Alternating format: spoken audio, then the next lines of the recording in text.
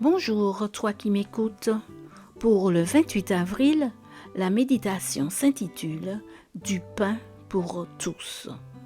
Matthieu 15, versets 22 à 28 se lit ainsi.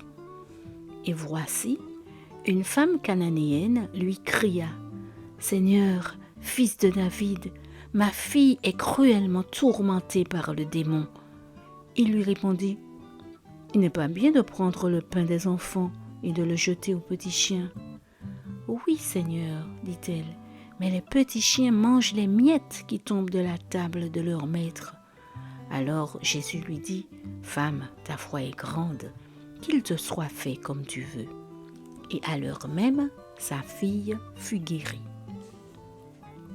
Jésus se trouve en territoire phénicien qui faisait alors partie de la province romaine de Syrie. Marc décrit la femme qui implore de l'aide pour sa fille par le terme de cananéenne, faisant allusion à son appartenance à un groupe ethnique considéré comme ennemi d'Israël depuis l'époque de la colonisation, voir Deutéronome 7, versets 1 à 6.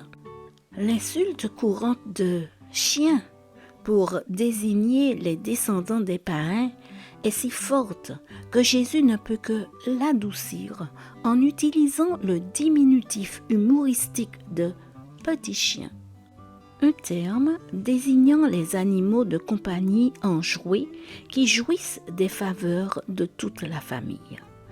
La femme saisit l'intention délicate de Jésus et s'y accroche. Sa réaction exprime à peu près ceci. « Oui, Seigneur, j'accepte ta comparaison, car les petits chiens ne cherchent pas à prendre le pain des enfants. Ils se contentent de ce que les enfants veulent bien jeter sous la table. Je sais que ce que tu nous donnes ne se fera jamais au détriment de quelqu'un d'autre. » Cette femme intelligente sait qu'elle ne réclame pas un droit, mais implore une faveur.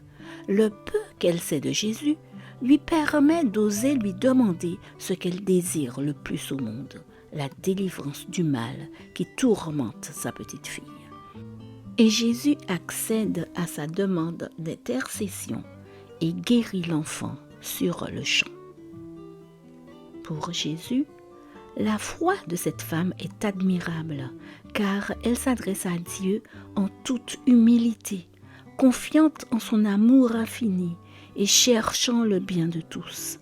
À travers elle, Jésus enseigne à ses disciples que la miséricorde de Dieu, modèle de la nôtre, n'a ni préjugés ni limites. La foi de cette femme en l'amour de Dieu est la seule condition nécessaire pour que Dieu intervienne, pour permettre la guérison dans l'esprit de l'enfant qui souffre et la paix dans le cœur de sa mère qui se débat. Alors, aujourd'hui et toujours, les abondantes bénédictions du banquet de la grâce divine s'étendent à tous, sans exclure personne. Seigneur, je souhaite partager avec les autres ton pain de vie.